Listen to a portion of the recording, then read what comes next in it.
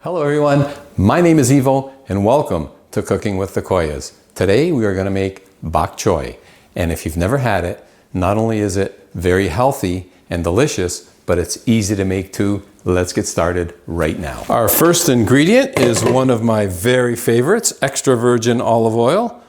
1, 2, 3, 4 tablespoons of extra virgin olive oil. Okay, heat on medium high. And to our extra virgin olive oil, what I have here is 1 clove of garlic that I've minced. So we're gonna add our 1 clove of garlic.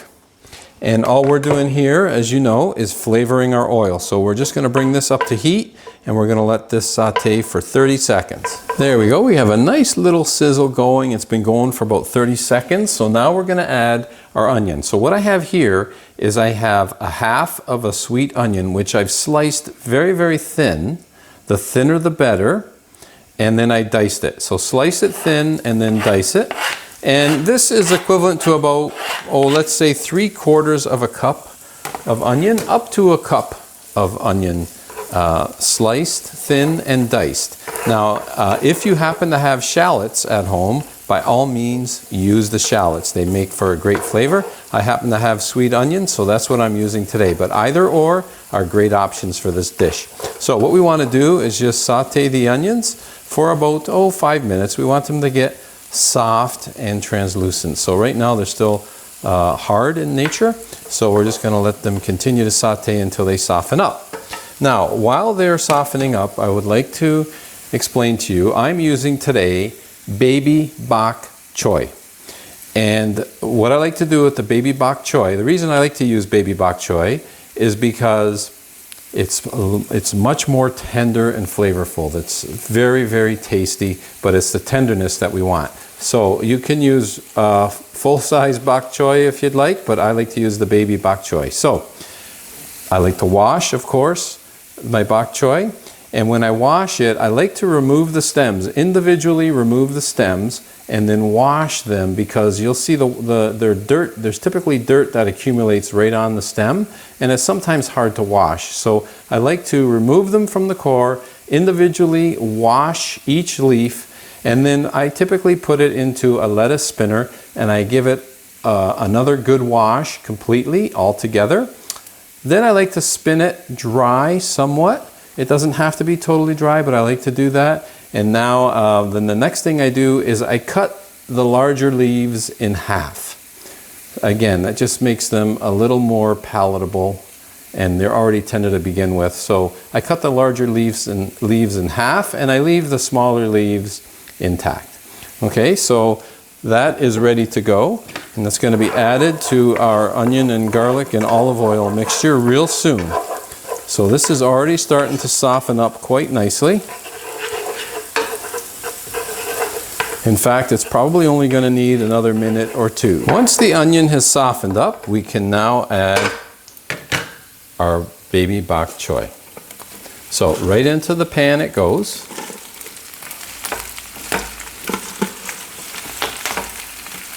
That little bit of crackling you hear is because a little bit of residual water, which is another reason why I like to spin my Bok Choy somewhat dry so that it doesn't go crazy when you add it to the oil. So now, quite simply, we're going to put the lid on. We're going to continue to cook this on medium heat until it becomes softer. You'll see it'll start to soften up, so we're going to give it a few minutes. It's been about 3 minutes so far, and as you can see, it's starting to wilt now. It's getting wilted. And it's coming down in size a little bit. It's starting to soften up. So we're going to keep the lid on. Just give it a little stir here. Keep the lid on, and we'll check it in a few more minutes. So it's been 5 minutes. Now it's time we can mix it all together with that onion and olive oil and garlic mixture and get everything coated up nicely. You can see it's softened up already very, very nicely. And it's come down in size. What we started off with, as you notice, it looked like a lot. It's already cooked down in size quite a bit. But because the stems are really, let's say, more firm, it's not going to cook down much more than what you see right here, right now. It's not like spinach where it cooks down to literally nothing. Okay, so there we have it. Now we're going to let that cook just a little bit more. We want to get the texture and the softness to what you want.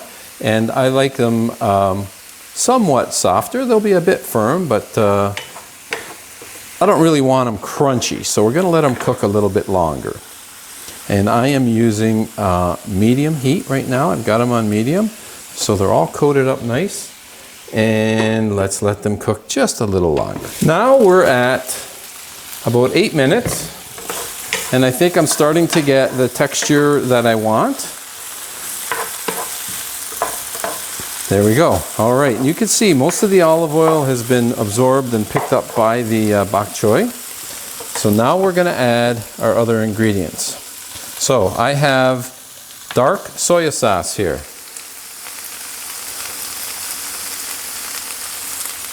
1, 2, we're going to go with 3 tablespoons of dark soya. Okay, and mix that all around and get everything covered with the soya sauce. Get all the ingredients incorporated nicely. There we go. This is starting to shape up already. Now, here's the thing, folks. The soy sauce is salty. So, for me, there's enough salt in the soy sauce. I do not need to add any salt. However, if you like more salt, now's the time to add it, would be right now. So now you would add your salt to taste. Okay, now that everything has been incorporated, now for the cream on the cake, or the icing on the cake, I should say. That is sesame oil. So I'm just going to drizzle a bit. So I'm going to say 1/4 to 1/2 teaspoon of sesame oil. You don't want too much. You just want a hint of that sesame oil. And what the sesame oil does, the combination of the sesame oil and the soy sauce, it brings out kind of a, I guess you can call it a nutty flavor, a unique nutty flavor, which is just simply delicious. Okay, and that's it. That's how quick. So that's probably a total now of 10 minutes, start to finish. Off goes our heat, and we are now going to, let's plate our bok choy. And when you're taking out of a pan, you don't want to necessarily hurt the pan, so try not to use tongs that have metal ends to them. The ones with plastic or rubber are much better, or just use a spatula. So we're going to get everything plated. There we go. Get all our ingredients in there. There we have one beautiful plate of bok choy ready for the dinner table, and of course ready for the taste test. There we have it, folks. Baby bok choy right there. Beautiful side dish. I love my main courses, but I love my veggies too, and the taste test is always the best part for me.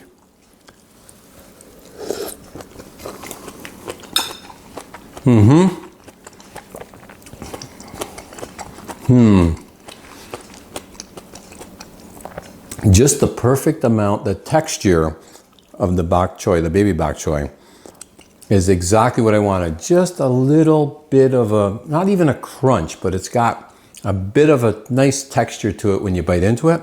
And as I mentioned before, the flavor, kind of nutty. Almost, it's very tasty. You or your guests will absolutely love this dish. And like I said, it doesn't need salt.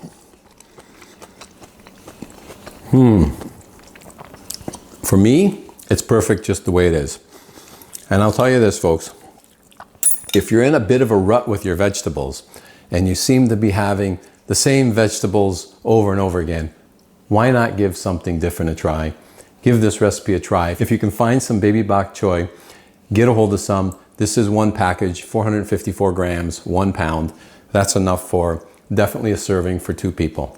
But wherever you're tuning in from, as always, I want to thank you for joining me, and I hope you give this recipe a try. Until next time, buon appetito.